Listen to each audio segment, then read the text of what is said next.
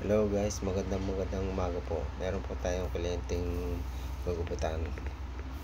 Gumamit po muna ako ng Uno Media Clipper Guard. At akin mo nang binawasan yung laylayan. Sobrang lago nung laylayan eh. Akin mo nang buhasan muna. Bumaba lang po ang bawas.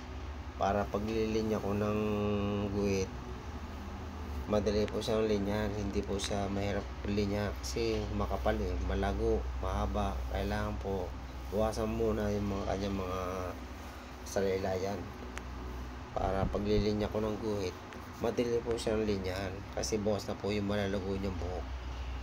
Ganyan po ako mag-process po ng paggugupit. Po tayo step by step baga ako magbawas.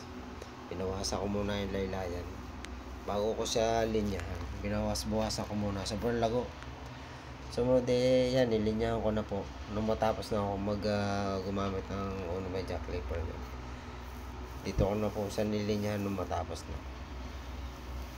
Kailangan po i-level po ang paglilinya para pantay po ang pagbabawas po ng kanyang sa may linya ng guhit. Sumunod nilinyahan ko na rin po yung sa may likod ng tenga para sa pag-aahitan ko, kita ko ano po. Ganon din po sa may tapat ng patilya. Akin na pong nilinyahan. Sumunod gumamit na po ako ng 1.5 clipper guard. At ito ko na po sa inaalalayan pong buraburin. Kailangan po ay alalay lang po. Huwag masyado pong kailangan huwag pong mapasubsub. Pa-slate po. Sumunod gumamit na po ako dito po ng trimmer. At dito na po ako magtatapos po sa pagbubura po ng linya ng guhit.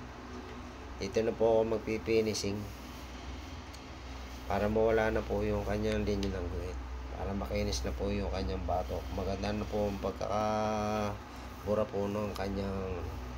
Sumunod gumamit na po ako ng gunting. Binawas ko na po yung sa may labis-labis sa may kantuhan para mawala po yung labis-labis. Ganoon din po sa may likod ng batok. Tinanggal po yung labis sa mga kantuhan para hindi na mamukos sa guwahong tingnan. Muna inahitan ko na po yung kanyang sa may batok. At akin na po nililinis-linis po yung kanyang sa may batok ng baliwang pusa. Hindi na po niya pinabawasan yung yung haba sa ibabaw tsaka doon sa likod. Ang bali ang ginupit ko lang dyan ay yung mga tabihan at saka likod. Hindi na niya pinabawasan yung sa may ibabaw at saka sa likod. Ayaw niya, gusto niya makapal pa ang tingnan yung kanyang buhok. Nilinis-linis ko na po yung kanyang pong po. Yan po, hanggang dito na lang po. Maraming pong salamat po sa mga nanonood.